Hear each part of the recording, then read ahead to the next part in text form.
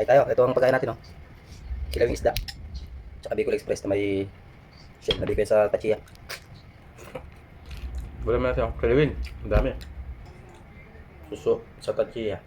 Alam ko na ito nakaraan. Ang kilawin. Bicol Express, oh. Ito yung mga tangkay na kangkong.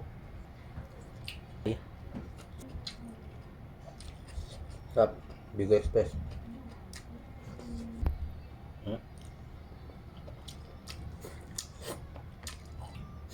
Ang pipino.